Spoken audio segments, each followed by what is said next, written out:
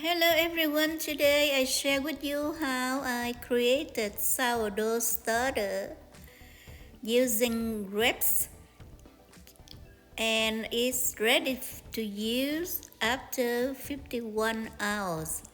Very fast. You can see on the screen my starter has honeycombs, bubbles and the volumes was triple in size. Welcome to SaigoncookTravel. I am Saigon Cook. You will find the description and procedure how I make it in the description box below, written in English. So I use grapes. Normally people traditionally they use bread, flour and water. But I use grapes and I fermented them so that is doing extra work for me. So I have about 10 grapes and I powder them down so that the juice coming out. You need to wash grapes, wash your container because on what we're doing now is based on the level of sanitation. For the first feed, I just need 20 grams of bread flour and about 12 grams of fermented grape juice and 5 grams of honey. So very little juice we need, but to make sure that you cover it because sometimes the water evaporated then you don't have enough juice to use. So I started with 10 grapes and 30 grams of water. Then after I done this, I noted down day one. And I noted every day like that so that I don't forget and miss it. Now on day 5, I strain the juice. My juice now is smelling good. You should smell the grapes and you should see that there is no bad spot or something like that, to make sure that your grapes juice is in good shape. Because if you have fungus or something that you looks suspicious, then you need to throw it out and start on over again. So you notice that the juice a little reddish, that doesn't matter. Now I start my first feed, 20 grams of flour. I use normal bread flour. Normally I use King Arthur or Pillsbury or White Lily. Those are good flours and it have the level of protein about 13%, and that's good enough for doing what we're doing. Don't use on purpose flour because it's not enough protein to for the yeast to eat. So I weigh how much juice that I have and that was 19 grams. So you notice that I add the juice gradually, little by little, and I mix my flour to make sure that there is no flour spot left, but not so runny mixture. You can see the mixture in my bowl right now is good enough, and I take time to mix carefully so that I don't miss anything. And that's it. Now this one can go into my container, and again I want to remind you that the container to store the starter, it needs to be clean and sanitized. So I put in the container. You can use the jar, or like I do, I use a glass, but need a little thorn so that your starter, when it expands, it don't overflow. So that's it. Now I will mark the level of my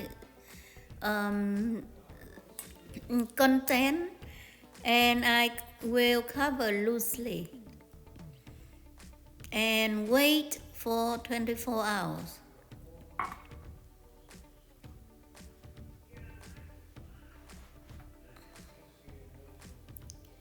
Sorry, I was off the camera, but I will bring back for you to see that I mark the level of the content inside. And cover loosely because the yeast need to breathe. So on this purpose is the yeast, the nutritional, the benefit yeast is in the air, and they will catch into this content of us, of our, and it create a starter. So this is after 24 hours. You can see some bubbles appear in my container, in my glass. So now we are ready for the second feed. For the second feed, I use 20 grams of bread flour and about 12 grams of water. You use water this time, no more juice. And you can see I stir of my yeast, and then I will mix the flour and water in the bowl, and I will add into this. I smell it. You should smell your starter. Right now it smells a little aromatic because I use the grape juice, and a little pinkish as well, but it doesn't matter about the color. So at the first feed, I forgot to mention, you saw me measure the juice after I mix with the flour. That way I have the measurement here for you, but you should do the way I do. That means you mix, you weigh the liquid, and then you mix with the flour, and after you thoroughly mix to the extent that you like, to the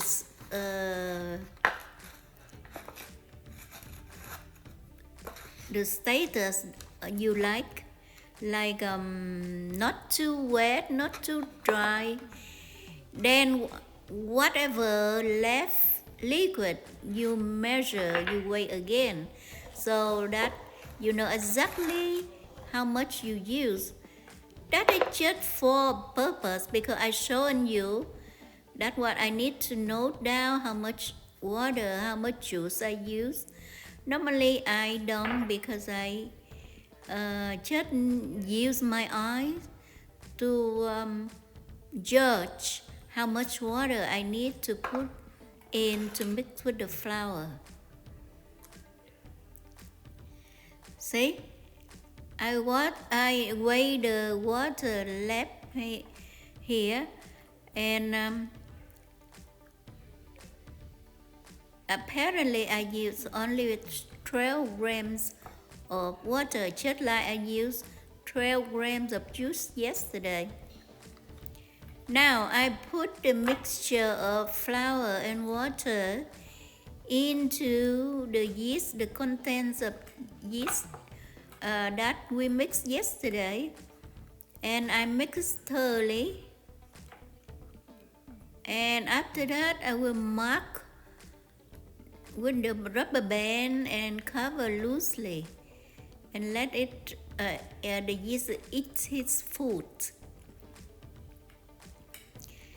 Many people name their yeast the name. Do you? I don't have any name yet. I think I will think of something. It's very fun that way, huh? I like it. People attached to the yeast. I know some people, they bring the yeast to work and feed the yeast at work, and some people bring the yeast to the bedroom to sleep with them. And some people, I know some people struggling. They try for a year and not successful creating this starter.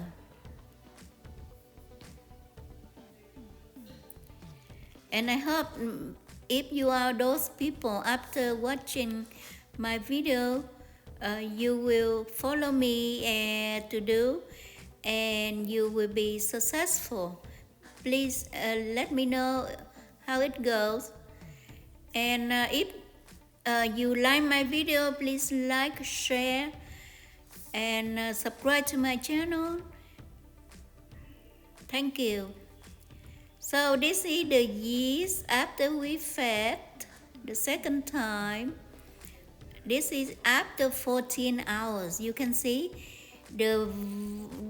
it's double in size, and many bubbles are on the surface. And I'm happy that the yeast is doing well.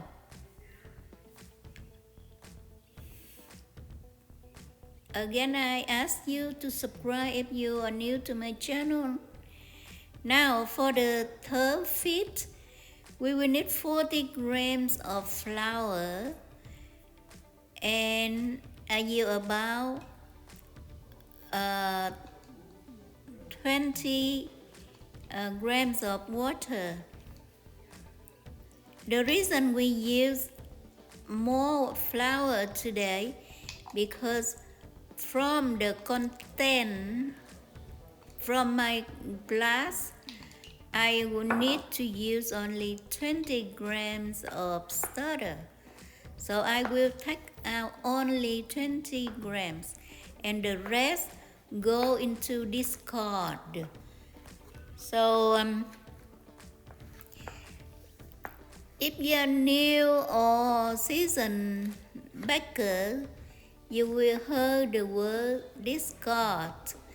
That means whatever you don't use the yeast for, you need to discard it to maintain the strength of your starter. And you don't need to waste a lot of flour to feed your yeast, because after this, on normal daily basis, you should keep about 10 grams of starter, and on this you feed it with flour and water. And after your starter is strong enough, you can put it in the fridge, and it can go for months without fitting, or many months. It depends on the strength of your starter. So right now I try to mix my mixture thoroughly. No rice flour spot left, and not very wet. Now, like I said, from the content of the mixture out starter, I take only 20 grams of this.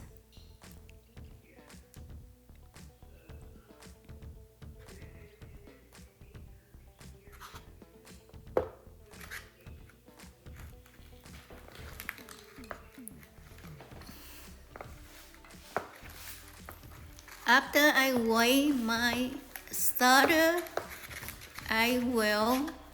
you can see I dropped 25 grams. Now we take out a little bit to make it 20.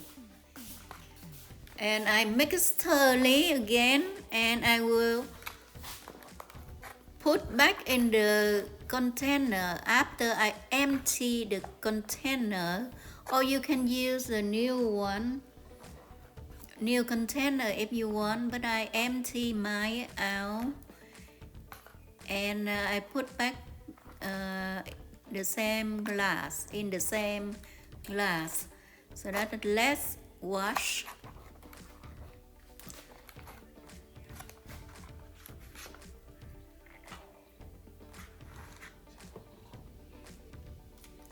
You see, I take time to mix my flour, water, and yeast, and I'm happy with that. Now, you see, I empty the content of my glass out, and now I'm ready to put the new mixture into it. And what's in the paper cups there is the discard. There are many recipes to use discard. You can make pancakes, you can make crackers, you can make breadsticks, you can make many things with it. I especially use it to mix with the water to water my plants, and that's how I grow my plants organically.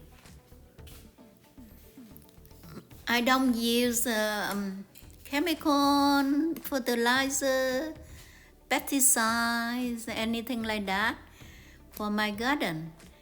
Once in a while, I feed them with this mixture. I took out many of these cards and mix it with water and water my plants. You will see at the end of the video, I will show you how to do it.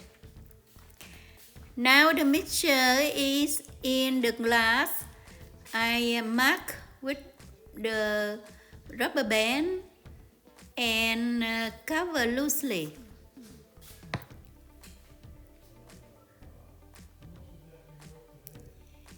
And I watch it now after 13 hours.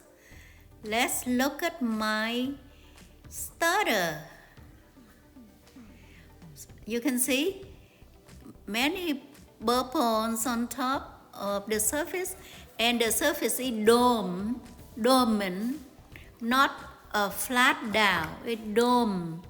That means the yeast very strong, and the volume is triple inside. So voila, successful, creating starter. And as I promised, this is how I make the feed for my plants. I use this car and I mix it with water.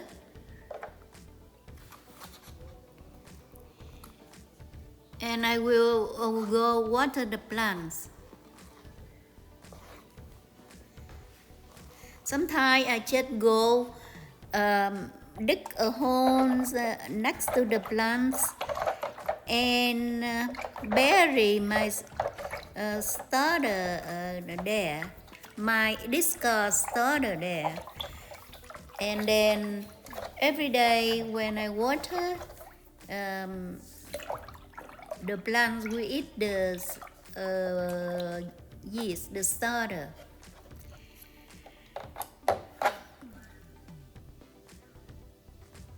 So I hope you like my video, and if you fail to make your starter before, or you took a long time to make your starter, then try my recipe and let me know how it goes. This is how I water my plants.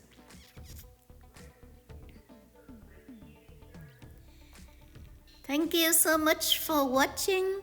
I hope you're successful, and I will see you on the next video. Bye bye.